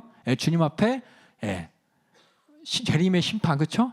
재림에 그때 동참할 수 있는 데살로니가 전서를 통해서 나왔던 것처럼 우리가 동참할 수 있는 이런 주님의 신부로 준비되고 어린 양의 신부로 준비되는 것이 더 중요한 것이 우리 목적인 것이고 그 뒤는 아까 얘기한 것처럼 더 큰 소망이 더 확실하게 갖기 위해서 씌어진 글이라는 걸 여러분 보시면 되겠습니다.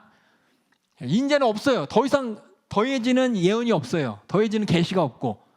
근데 거짓 선지자들은 여기다 더해지면서 이제 꼬시는 거죠. 많은 사람들 속이게 만드는 것이고. 그러니까 우리는 성경에 나온 대로만 믿으면 돼요. 성경에서 비어 있는 부분은 비어 있구나. 왜 비어 있을까? 채워야지. 채울 생각 하지 마세요. 성경에 나와 있는 것만 확실하게 믿고 비어 있는 부분은 비어 있는 대로 놔두시면 돼요. 그건 언제 이루어지냐? 주님이 오시면 그때 뚜렷하게 그때 알게 되는 것이지. 그 전에는 우리가 알 수 없어요. 예수님이 이 땅에 오실 때 나사렛 몫으로 오실 것이라고 아무도 몰랐어요. 그리스도의 예언이 있는데도 불구하고 구약에 있는 그리스도의 예언이 엄청 많잖아요, 그렇죠? 많지만은 그 그려진 거 다 예수님께서 오셔서 다 이루셨어요, 그렇죠? 이루셨지만 나사렛 출신인지도 모르고 베들레헴은 얘기했죠. 나사렛 출신인지도 모르고 또 예수님께서 여러 가지 얘기들을 뽕뽕뽕 뚫리는 그거 내용에서 이해를 못했지만 나중에 예수님께서 공생에 사시고 부활하시고 죽으신 다음에 더 확실하게 알게 된 것처럼 우리가 이 마지막 때의 이런 대환란부터 시작해서 공중재림 이건 그냥 쓰여진 만큼만 알고 그때 가봐야 하나님의 말씀이 정말 이루어졌구나. 그때 다시 확인하고 구체적으로 알게 되는 것이지 지금은 우린 몰라요. 몰라도 어떻게 보면 돼요. 하나님이 안 알려줬으니까. 모르지만 우리는 아는 만큼은 확실하게 믿고 이 말씀하신 주님의 의도를 파악해야 돼요. 의도를. 그래서 마지막 때에서 정보를 막 제공해서 우리가 막 정보에 대해서 많이 알려고 이때는 천년왕국은 어디서 어느 땅이 되고 누구누구 몇 명이고 이런 얘기 안 하시잖아요. 자세하게 얘기 안 한 이유는 몰라. 이거에 대한 건 그때 가보면 알아요. 가보면 보좌라고 돼 있잖아요. 그렇죠? 보좌가 어떻게 생겼는지 우리가 어떻게 알아? 한글로 써 있는데. 예? 그러니까 사람들이 막 그림을 그리잖아요. 그렇죠? 이렇게도 그리고 저렇게도 그리고 그러면서 이게 보좌인가 저게 보좌인가 우린 몰라도 돼요. 그 보좌 모양이 어떻게 생겼는지. 예, 그냥 보좌가 있다는 것만 알면 되는 것이고 심판이 있다는 것을 알고 지금 내가 해야 될 게 뭐고 알아야 될 건 이미 성경에 다 기록되어 있기 때문에 그것만 잘 알고 있으면 됩니다. 예, 그 다음에 읽을게요. 그래서 우리는 뭐냐면 대부분 이것도 잘 몰라. 그렇죠? 어설프게 듣긴 들었어. 뭐 천년왕국이지 뭐 초열 심판이니 무적이니 뭐 듣기 어설프게 들었어. 근데 저희 신천지나 거짓선자들이 막 이걸 조립해가지고 엉뚱한 모양을 보여주면서 이거다라고 하니까는 엄마 그런가 봐 라면서 속아하는데 우리는 보여주고 가르쳐준 만큼만 알면 됩니다. 예. 계속해서 예수님께서 하신 말씀이 이 부분에 대해서 언급 안 했지만 깨어있으라, 그렇죠? 주의해라 이렇게 말씀하셨잖아요, 그렇죠? 그날이 언제인지 모르니까 지금 잘 준비하고 있으라. 우리 하나님이 원하시는 모습이 뭐예요? 우리의 원하는 모습이, 예? 그렇죠? 666이 아니라 어린 양의 입 맞는 거, 그렇죠? 예, 하나님 말씀으로 완전히 하나님 백성으로서 이미 예수님이 가르쳐 주시고 또 성령께서 가르친 그 뜻대로 우리는 거룩한 신부로 거룩하게 하나님의 성품을 닮아서 성령의 인도 받아서 죄와 싸워 이기면서 그렇게 주님 오실 날 주님 만날 날 사모하면서 기다리면 그게 되는데 거기에 더해서 뭐 해야 되고 뭐 해야 되고 그런 거는 이미 성경에 없는 얘기는 우리는 따라갈 필요가 없는 겁니다. 성경 하나만으로 충분합니다. 이미 하나님 충분히 주셨어요. 그다음에 천국에 대해서 보겠습니다. 천국이란 성경 우리 다 알죠. 천국이라는 거. 천국은 어떤 장소고 또 어떻게 되는지 한번 보겠습니다. 우리는 나중에 새하늘과 새 땅에서 영원히 산다고 하나님 말씀하셨어요. 여기를 신천지라 그래요. 걔네들은 신천지에서는 신천지인데 맞아요. 근데 그게 뭐예요? 이만희가 가져오고 이만희가 가르쳐주고 이만희가 얘기한 곳이라고 이미 하나님이 다 말씀하셨어요. 그래서 마태복음 25장 34절에도 그때 임금이 그 오른쪽에 있는 자들에게 이르시되 내 아버지께 복받은 자들이여 나와 창세로부터 너희를 위하여 예비된 나라를 상속하라. 저기 예비된 나라인 것이고 계시록 22장 3절에도 다시 저주가 없으며 하나님과 그 어린 양의 보좌가 그 가운데 있으니 그의 종들이 그를 섬기는 나라라고 되어 있습니다. 그리고 이사야서에서도 보라 내가 새하늘과 새 땅을 창조하나니 이전 것은 기억되거나 마음에 생각나지 아니할 것이다 라면서 이미 구약에서도 이렇게 나와 있어요. 예, 잘 보게 점점 하나님의 예언은 점점 뚜렷해지는 거예요. 예, 새하늘과 새 땅에 대한 이사의 예언이 이게 뭐지? 예수님이 얘기하고 그 다음에 요한계시로 얘기하면서 더 확실한 소망을 갖게 되는 것입니다. 천국이란 무엇이냐? 하나님께서 축복해 주시기 위해서 또 자기가 함께 있는 것을 나타내는 장소입니다. 하나님과 함께 있는 곳이 하나님이 계신 곳, 하나님의 영광이 나타나고 전사들도 성경에 나오는 생물들도 그리고 구속받은 성도들이 하나님을 경배하는 곳이 천국입니다. 천국은 많은 사람이 노래도 있죠. 내 주 예수 계신 곳이 그 어디나 하늘나라. 그래 여기가 자꾸 거기에 함몰돼서 성경에 얘기한 구체적인 장소라는 걸 자꾸 잊어버려요. 예. 내 안에서 하나님의 나라가 다스리기 때문에 천국이기도 하지만 성경엔 분명히 장소라고 써 있습니다. 예수님께서 하늘로 승천하셨을 때 내가 왜 처소를 예배하러 간다고 하셨어요. 그렇죠? 장소를 얘기하면 우리는 그렇게 성경이 기록된 대로 이해해야 돼요. 예수님께서 예비하신 장소, 우리를 데리고 가실 장소라고 알면 되지. 그거를 그냥 마음이다 뭐다 뭐 여러 가지 이렇게 추상적인 표현으로만 알지 마시고 예수님 말씀 그대로 인정하면 됩니다. 요한복음 14장 2절 3절 읽어주세요. 내가 너희를 위하여 처소를 예비하러 가노니 가서 너희를 위하여 처소를 예비하면 내가 다시 와서 너희를 내게로 영접하여 나 있는 곳에 너희도 있게 하리라. 가신다 그랬어요. 사도행전에서 이 말씀을 마치시고 저에게 올라 가셨다 그랬어요. 구름이 저를 가려 보이지 않게 하셨더라. 사도행전 11장 11절도 너희 가운데서 하늘로 올라오시니 예수는 하늘로 가심 보대로 오시리라 하면서 가신 어떤 장소가 있다는 것입니다. 사도행전 7장 55절 56절에서 스데반은 뭐라 그랬냐? 하늘이 열리고 하나님 우편에 계신 것을 보노라 이렇게 얘기했어요. 어딘지 모르지만 하늘 저쪽에 하나님의 우편에 계신 그 장소가 있다는 것을 이렇게 딱 지적했어요. 그래서 우리가 그리스도의 부활의 몸과 같은 부활의 육체를 그곳에서 갖게 될 것이고 마지막 심판 때에 새롭게 되어서 새하늘과 새 땅과 연합될 곳입니다. 하나님이 거하시는 장소 천국입니다. 눈으로 보는 피조물도 새롭게 변화돼서 계속 존재한다고 성경에 기록되어 있습니다. 하나님은 새하늘과 더불어서 새 땅도 만드시는데 이 피조물들이 어떻게 돼요? 다시금 새롭게 되는 곳이래요. 로마서 8장 19절에서 21절 한번 읽어주세요. 피조물에 고대하는 바는 하나님의 아들들에 나타나는 것이니 피조물이 허무한데 굴복하는 것은 자기 뜻이 아니오 오직 굴복해 하시는 이로 말미암음이라. 그 바라는 것은 피조물도 썩어짐의 종노릇한 데서 해방되어 하나님의 자녀들의 영광의 자유에 이르는 것이니라. 이 땅에 하나님의 심판 가운데 있는 이 모든 땅, 이 썩어짐의 종노릇한 데서 해방돼서 하나님의 자녀들이 있는 그곳에서 자기들도 영광의 자유에 이를 그것을 기대한다고 성경에 기록되어 있습니다. 그래서 완전한 새 창조래요. 히브리서 1장 11절 12절에서는 시편 102편을 인용하면서 얘기합니다. 한번 또 읽어주세요.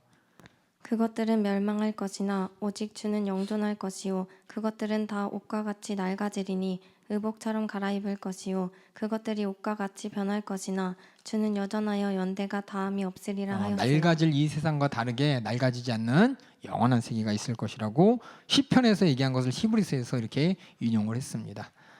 그리고 우리의 부활의 육체도 새로워진 피조물의 일부가 될 것이라고 합니다. 하나님 보시기에 심히 좋았더라 했던 하나님의 첫 번째 창조가 타락으로 말미암아 오염됐지만 그때는 하나님 보시기에 심히 좋은 이 육체를 우리가 갖게 될 것이고 원래 하나님께서 인간을 지상에 두신 목적 그대로 이루어지는 그 육체를 우리가 소유하게 될 것입니다. 이제 마귀가 속기 이전에 그렇죠? 속기 이전보다 더 확실한 그리고 새 창조는 시간이 없는 것이 아니라 이게 시간에 대해서 우리가 시간의 차원에 대해서 참 우리 물리학이나 고전역학이나 뭐 양자역학이나 뭐 물리학에서도 그렇고 막 시간에 대해서 얄발부가 많아요. 시간도 한 차원이고 뭐 시간이 점이기도 하고 흐르기도 하고 막 여러 가지 얘기가 있는데 시간이라는 차원 이상에서 보면은 시간이라는 것이 다 보여요. 이게 뭐냐면 시간 차원 우리가 뭐 1차원, 2차원, 3차원하고 시간 차원하고 4차원이라 그래요, 보통. 근데 5차원은 뭐냐? 시간 밖에서 시간을 바라보는 거래요.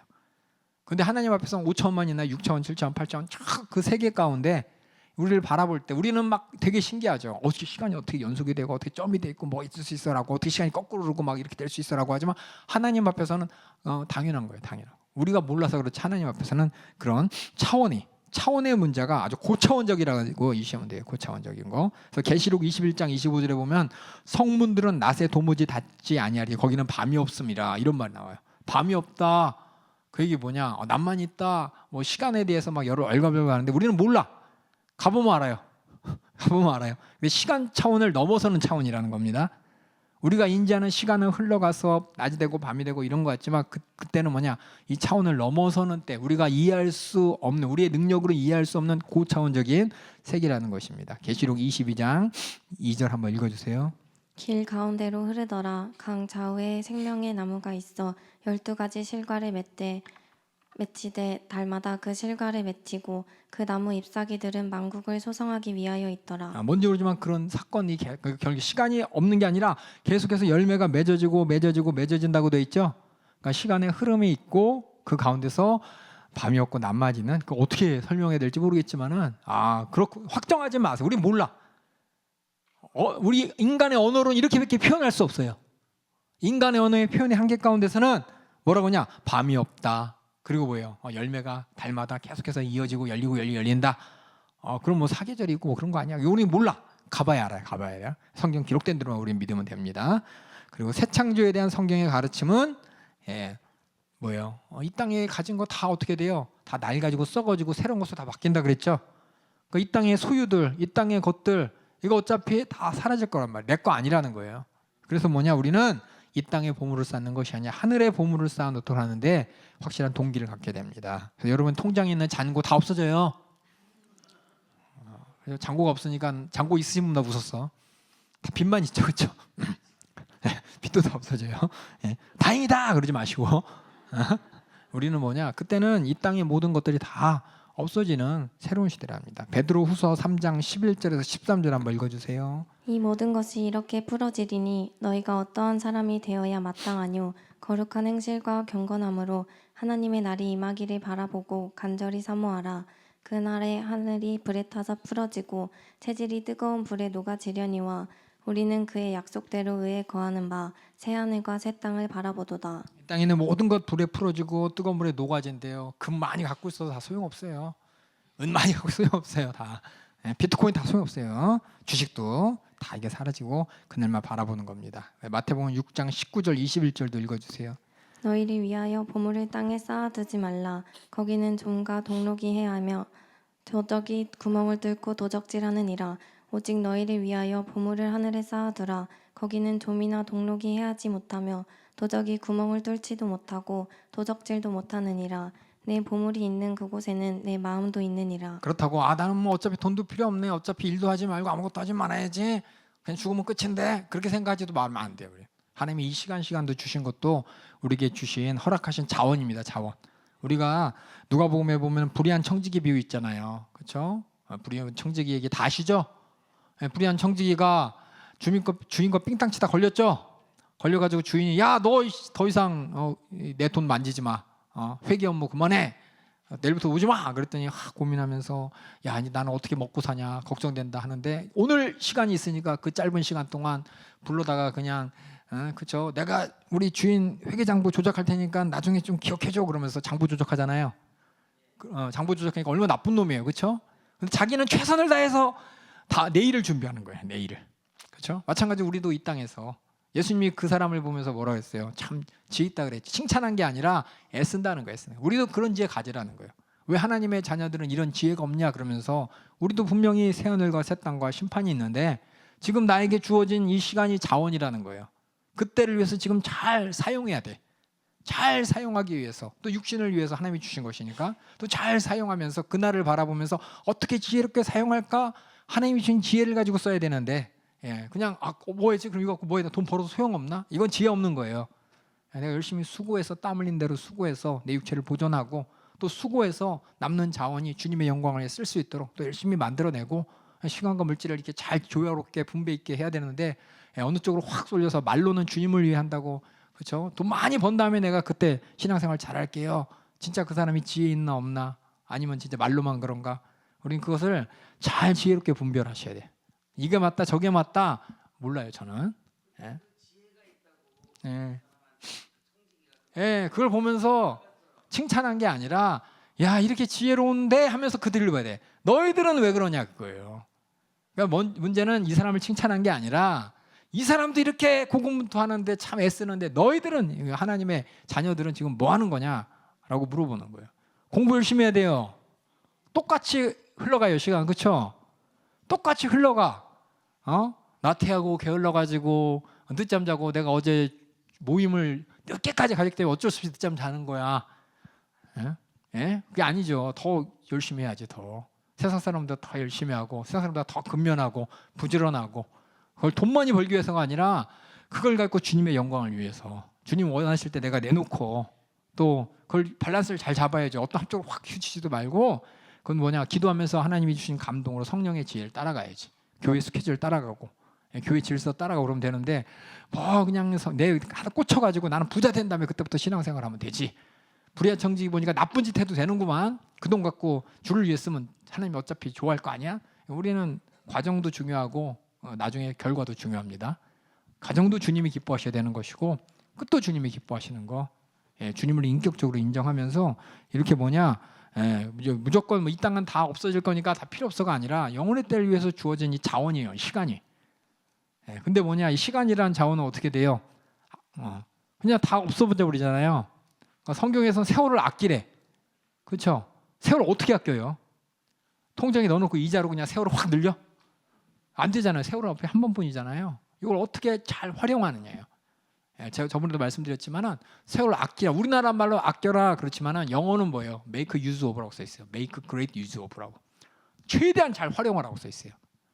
그러니까 내가 한 번뿐인 1년, 이 1년을 내가 어떻게 활용해서 내 육신의 때 하나님의 영광을 위해 쓸까? 매일매일 준비할 수 있는 학생의 때는 공부 열심히 해야 되는 것이고, 또 가정을, 또 내 기관을 내가 할 수 있는 그 때를 잘, 그 시대마다 20대 때 할 일, 30대 때 할 일, 40대 이걸 잘 구분해가면서 해야 되는데, 구분하지 않고 그냥 뭐 어차피 다 사라질 거 주님의 영광을 위해서 하면 되지라고 하면서 나중에 나는 지혜롭게 한다고 했지만 나중에 아무것도 없이 스스로 미혹하고 실족당하고 시험당할 일 있으면 안 되는 거죠. 그러니까 여러분들이 우리에게 주신 새하늘과 새 땅과 최후의 심판과 영혼의 때를 바라볼 때 육신의 때를 어떻게 살아야 되냐, 성경 말씀에 잘 찾아봐요. 근면해라, 검소해라, 또 규모 있게 살아라 라는 말도 있어요. 규모 있게 사는 게 뭐냐, 내 범위 내에서 사치하지 말고, 또 내 범위 내에서 할 수 있는 걸 잘 활용하면서 이게 살아야 되는데 활용도 안 하면서 그냥 다 핑계대. 뭐냐? 교회 갔다 왔으니까 피곤하니까 어쩔 수 없지. 내가 주님을 위해 다 드리니라고 충성하니라고 내가 어쩔 수 없지. 맨날 교회에서 충성 나오라 그러니까 난 직업을 못 갖겠네. 뭐 이런 식으로 둘러대면은 하나님 보실 때 나는 하나님 위해 한다고 했지만 결국은 뒤에 어떤 일이 나타나느냐? 규모 있게 못하고 지혜 있게 못했기 때문에 수많은 세상에 당연히 일 안 했으니까 땀 안 흘렸으니까 열매를 못 따죠. 열매 없이 그냥 스스로 비참해지고 낙담해지면은 이게 정말 규모 있고 세월 아끼는 생활인가? 우린 잘 판단하셔야 돼요. 그래서 이 마지막 때를 바라보면서 너무 마지막 때만 바라보시는 어떤 분들은 그냥 현실을 그냥 다 그냥 외면해 버려. 허무주의에 빠져. 어차피 다 해도 소용없는데 허무주의에 빠지고 그냥 무기력하게. 우리는 정신 바짝 차려야 됩니다. 세상 사람들보다 더 지혜로워야 돼요.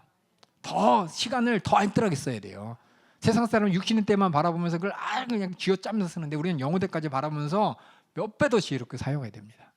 그런 지혜가 넘치는 정말 주님의 때를 준비하는 여러분 되길 주님의 이름으로 축원합니다.